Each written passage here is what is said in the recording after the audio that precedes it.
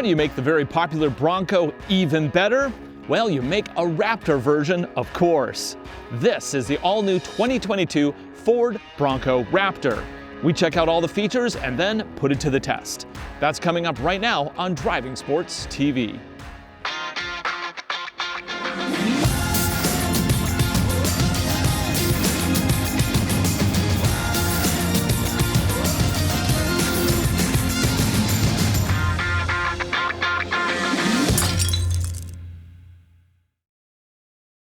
The Ford Bronco is already one of the most capable SUVs you can buy. With its advanced off-road features, wide stance, and turbocharged engine, the Bronco quickly became a favorite of adventure-seeking buyers throughout North America. Even though Ford hasn't quite caught up with deliveries of its new Bronco, they're already upping the ante with a new, more powerful version. This is the 2022 Ford Bronco Raptor, or as we like to call it, the Braptor.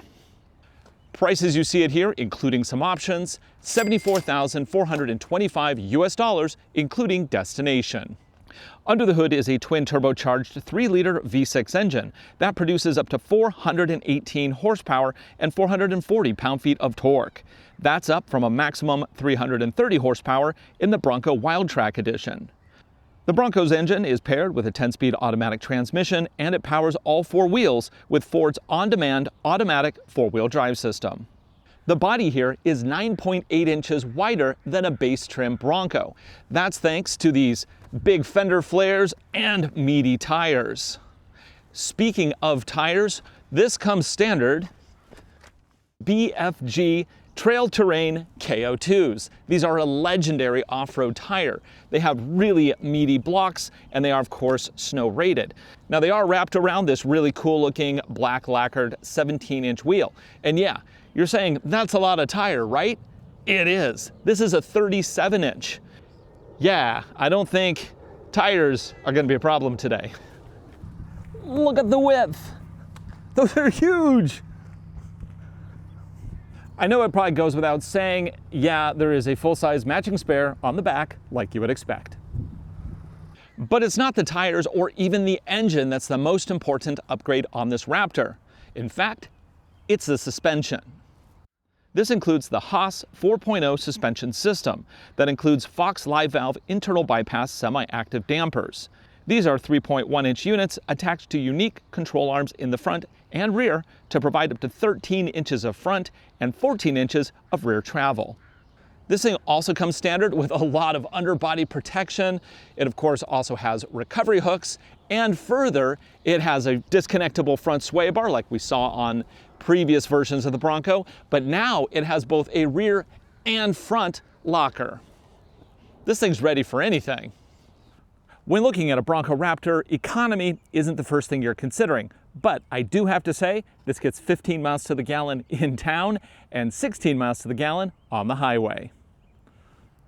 In terms of towing, you're looking at 4,500 pounds because, of course, something like this is not really built for everyday towing duties. However, it is perfectly fine if you need to bring a toy to the woods. In the back, you're looking at 33.4 cubic feet of cargo capacity. Fold down the second row and you can have a maximum of 73. Back here, you also get a couple nice things. This top is, of course, removable. And back here, we also get a 12-volt socket. But other than that, not a lot to talk about, other than one little gripe. You really have to maneuver these doors correctly. You cannot open the top part until the bottom part is open. And you have to be really careful that the bottom is all the way open. There's a spot right here where it will pinch if you don't have this all the way out. To me, that just seems like poor design, because eventually somebody's going to screw that up. Like the previous Bronco, this has a removable hardtop.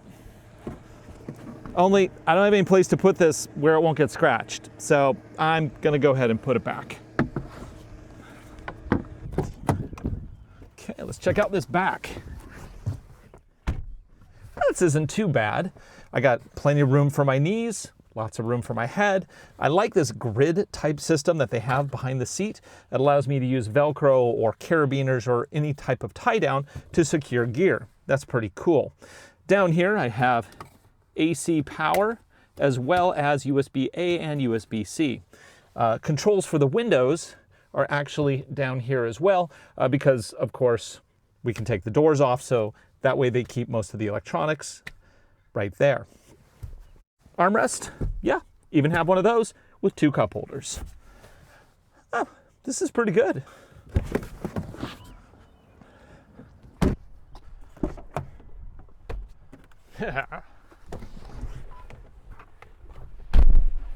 Raptor.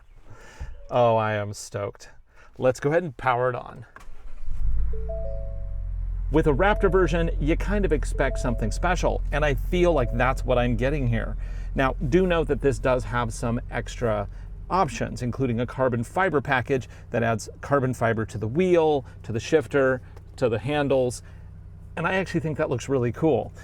If you don't want it, fine, but it did add to the price to this test unit, and I think it looks just awesome.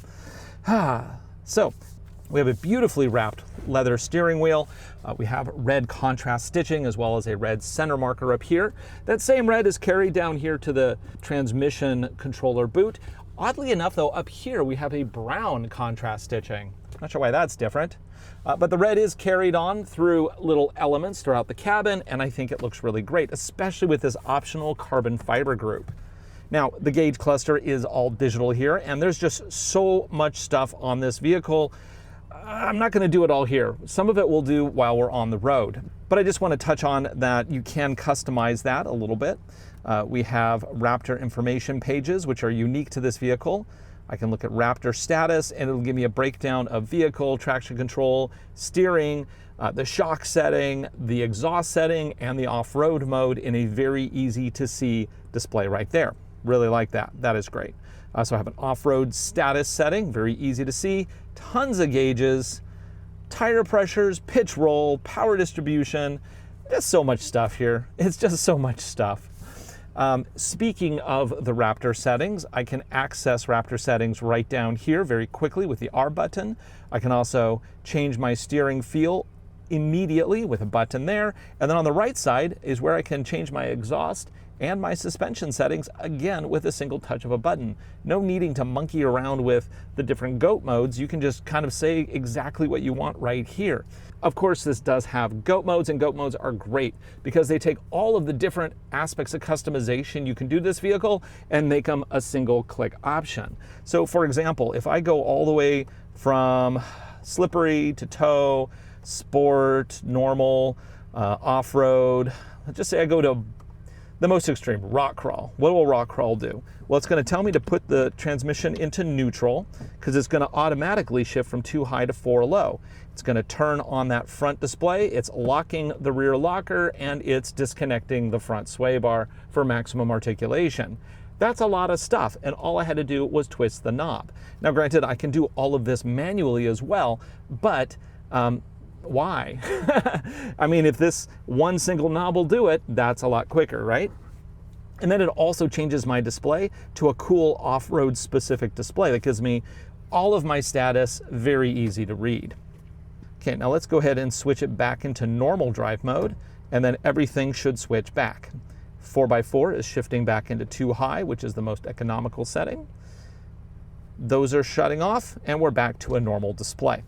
Very cool. Of course, they didn't skimp on the day-to-day stuff. This does have adaptive cruise control with lane detection. We'll try that out a little bit later.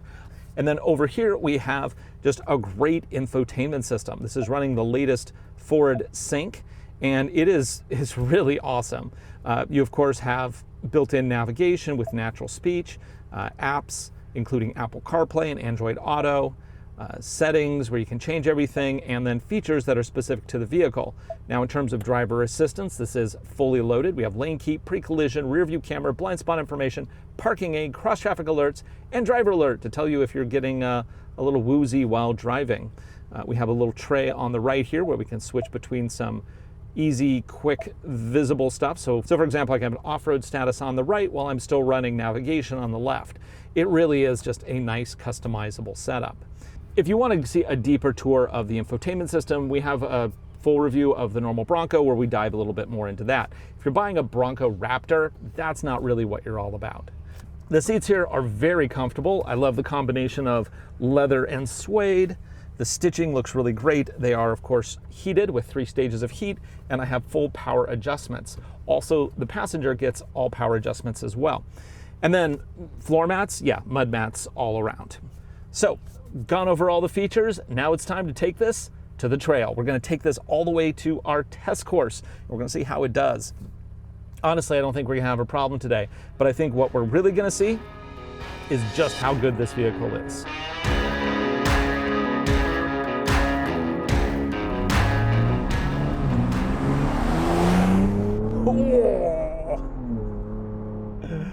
Oh man, that sounds good. So I'm gonna set the exhaust for sport mode, and we're gonna floor it onto the freeway.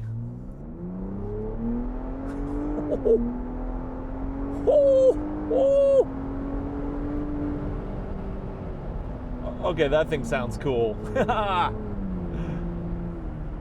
Obviously, this is a big box on wheels, and because of that, it's a little loud. Not just in terms of exhaust, but also in terms of just wind noise. Right now, I'm doing about 70 miles per hour on the freeway, and I'm getting wind noise all over the place. But, you know, it's a box. What do you expect? Seating position is very upright. I have excellent visibility, which gives me a commanding perspective of the road. Now, the hood line is big and squared off, and it gives me a good indication where my tires are. Even though this is a massive vehicle with just those extra fender flares are huge. This has standard cruise control, which means I can basically turn it on, set my target speed, and that's where I sit. The only other thing it has beyond that is lane detection. And lane detection can either give me an indication or it can bump me back in my lane, but it is not a center tracking system. So if you're looking for something that has more assists, this is not the vehicle for you. But most people who buy a vehicle like this aren't buying it because of adaptive cruise control or even all of the safety stuff. Although this does have collision mitigation, blind spot warning, and all the stuff you would kind of expect. The transmission included here is a 10-speed automatic. And yeah, in 10th gear, it is still actually revving pretty high. I'm doing 70 miles per hour and it's at 2,000 RPM. If I were to bump down using the paddles here, 23, 27, 3,007, 4,006, kind of gives you an idea here. This thing is really geared for off-road.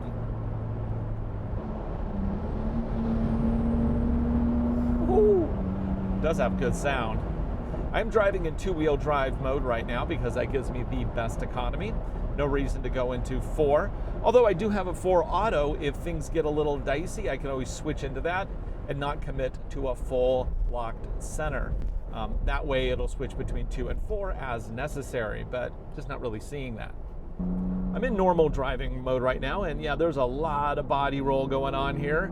This is built for off-road action, and you can feel it when going through twisty roads like these. Now, the nice thing here is that this does have independent suspension, unlike the Jeeps that this would be compared to.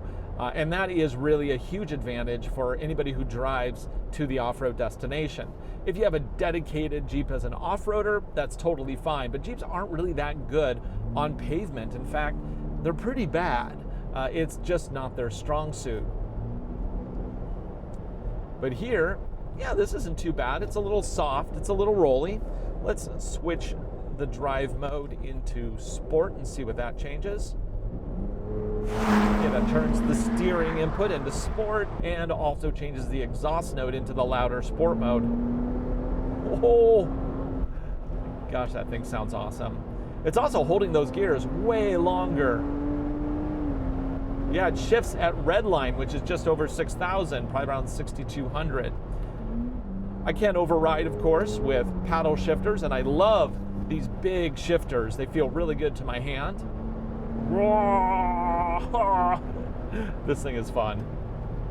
Have I mentioned this is fun? This thing's really fun, and I haven't even taken it off-road yet. Nuts.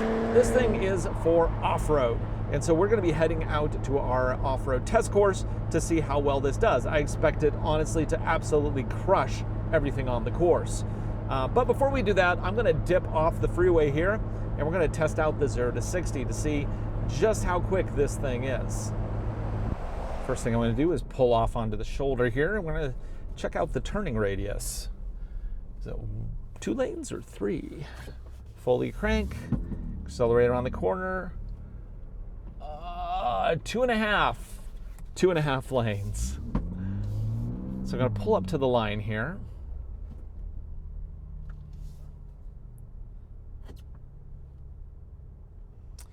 And I'm gonna put the transmission, I'm just gonna keep it in 2 high. I'm gonna put the transmission in drive. I am gonna make sure that the drive mode is set into sport.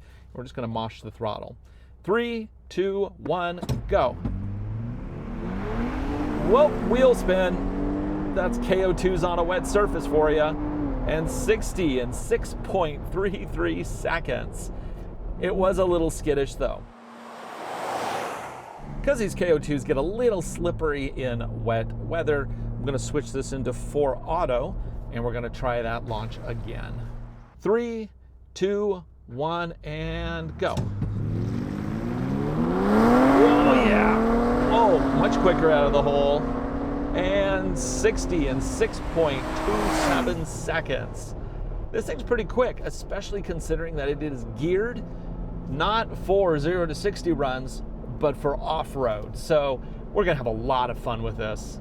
I'm already having a lot of fun with this. The Bronco and Bronco Raptor are fun to drive on pavement, but it's not really why you would buy one of these things, because there are significant downsides. I mean, clearly the body has a lot of roll. The tires that this one in particular comes with, the KO2s, are loud, and the grip just kind of goes away when the road gets wet. I also know that KO2s are not particularly good in ice, although they are good in deep snow. So, would I recommend this for somebody doing a weekly commute? Probably not. But you don't pay the money on something like this to use it as a commuter car. There's other vehicles that are way better, especially when you look at the MPGs this gets. I mean, 15, 16? No thank you. However, our next test is gonna show you really why you want the Raptor. We're gonna take this to our off-road course. We're gonna have a lot of fun.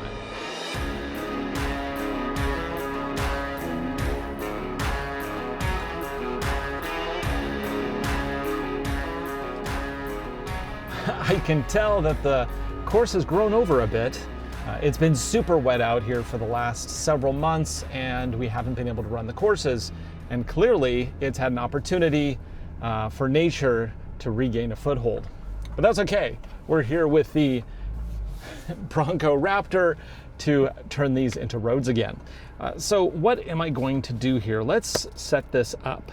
So the easiest thing to do is actually turn that fan down. It is super hot though.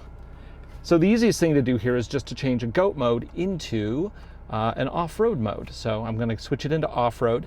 This isn't anything particularly hard, but what it will do is switch us into 4 high and lock the rear diff. But I see there's a lot of rocks here and I don't want to risk a puncture. So I'm going to go ahead and move the GOAT mode all the way over to rock crawl. Now what rock crawl will do is I'm going to shift this into neutral. It'll put it into 4 low. It disconnects the front sway bar, engages the rear locker. And that's pretty much all I need to do. Put it back into drive, and now I'm crawling. Camera turns on and I get tire tracks here so I can place my wheels. Now this thing is so incredibly wide, 9.8 inches wider than a base Bronco. That is mental. So the goal here is basically just show how we can crawl along these rocks, and in a vehicle like this, you just don't have to worry about much. The fact is, Ford didn't just make this faster and taller, it also reinforced all of the key components. Because there were a couple things that had failed on the old Bronco, or the, not old, but the base Bronco. Ford really wanted to be sure that something with Raptor in the name was going to be able to get through anything. So they reinforced like control arms, underbody bits, all the stuff that that you really need in clutch situations. Let's just go ahead and we're just going to keep crawling up. And instead of taking the easy line, I'm going to take the hard line to the right, because Bronco, it don't care. This is the honey badger of the SUV world, that's for sure. Just cut straight across here. Oh, in case you're curious how much of an angle this is, we're at a peak 22 degrees. Yeah. Clearly, that was extraordinarily easy for a vehicle as capable as this. Whereas pretty much anything else might struggle there outside of a Jeep Wrangler, this thing, yeah, just pounced through it, no problem. I'm still in rock mode, and we're about to go down a steep hill on the way to the Sidewinder. And I just saw a snake outside the door, so aptly named. In case you're wondering why we named them what we did, it's because we actually have snakes here. So I'm gonna turn this into, let's see, trail control with one pedal drive. Use set button for trail control, there. Now at this point, I can use the cruise control system to change the descent speed from what's the slowest we can do here? We can do 1 mile per hour,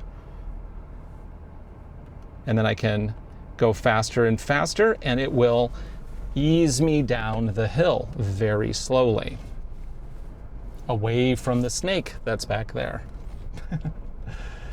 Seriously, like, you cannot see those things till you're stepping on them around here. So the neat thing about trail control is that not only will it ease me downhill safely, it'll also go uphill as well. If you've watched our Toyota TRD videos, you know that is very similar to Toyota's crawl control. There we go. And on to the next thing. Now that we've made it this far, it's time to hit the logs, and I am going to deactivate trail control because I just want to drive this one myself. Now, in terms of features, I want to keep the front sway bar disconnected. I'm going to keep the rear locker engaged. There's really not much else to do here. I'm just going to go ahead and drive over it. Where other vehicles have issues with this, a combination of articulation, locker, and 37s makes this super easy. It's kind of almost embarrassing to other vehicles, but this is purpose built. So what do you expect, right? And then for the final climb, this has given issues to many vehicles. I don't expect we'll have problems today. For the combination of all the stuff this has, should be a cakewalk. So keeping rear locker on, keeping the sway bar disconnect, and I'm just gonna gun up it.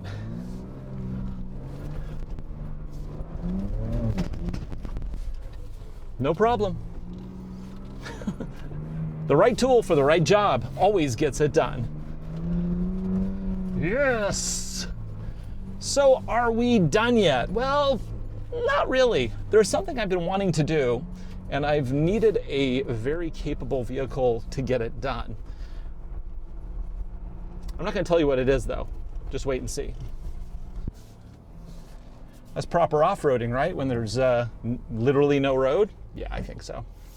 So yeah, we're just gonna drive up a rattlesnake-infested hill. Because of course I am. I also feel like, you know, you gotta really challenge this thing. And rock crawling, yeah, everybody's done that. But has anybody gone up a hill like this? I don't think recently. This will be interesting to say the least. So there's going to be some things that we need to look out for here. First off, we need to keep an eye out for large boulders because a boulder will end our day very quickly. Yeah, basically boulders, trees, ditches that I don't expect because this is literally no road. Nobody's ever driven here. I did do a quick loop on the lower part, so you'll see tire tracks, but nothing significant. I mean, I could use the trail mode. Let's do that. Set trail speed, trail control active. Set the climb speed to 2 miles per hour. Sure, why not? And we'll just slowly go up the hill and we'll look for snakes while we're at it. So we have so much ground clearance with this thing. We have articulation, we have a great four-wheel drive system. I mean, there's really no reason why we shouldn't be able to do this. Our incline is now at 16 degrees, 17 degrees. This is just going to get steeper as I go too. 18 degrees.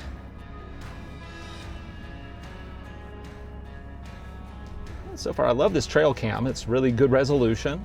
Makes it super easy to see if there's any boulders in my way, which is kind of important. Let's go this way because I don't like that shrub. Just gonna let this do its thing. What are we at now? 18 degrees. I think it's gonna get a little steeper here.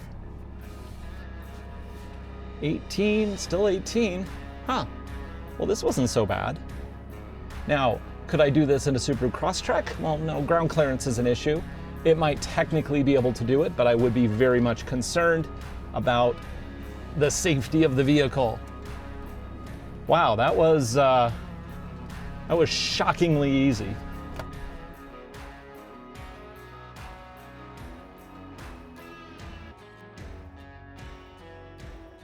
So what goes up must come down. Let's see how this does now. So I'm gonna go ahead and use the trail system still. So it's automatically grabbing the brakes for me. I don't even have to worry about it.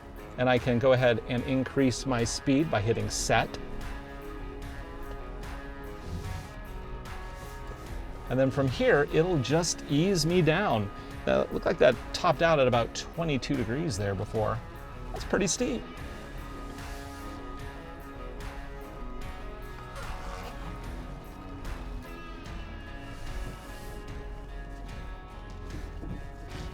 Looking for snakes, looking for snakes. This is the way to hunt for snakes when you're safely inside a fully enclosed SUV. Nice, feel like I'm on safari here.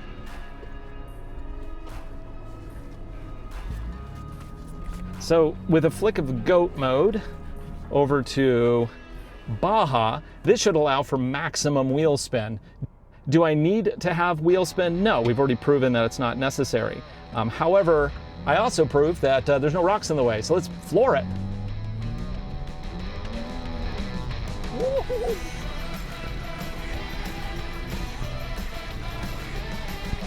Okay, now we're done. For Driving Sports TV, thanks for watching. I'm Ryan Douthit. This has been my look at the new 2022 Ford Bronco Raptor. This thing's awesome. It can go anywhere, it really can. And because it's overbuilt and frankly overpowered, nothing's gonna stop you. It's stronger, it's faster, it's wider. If you're looking for the ultimate in off-road SUVs, I think we just found it. For Driving Sports TV, I'm Ryan Douthit. Thanks for watching. Be sure to like, subscribe, share videos. We make them for you, and I do hope you enjoy them. This thing's awesome, unstoppable. Oh, hey, let's go down.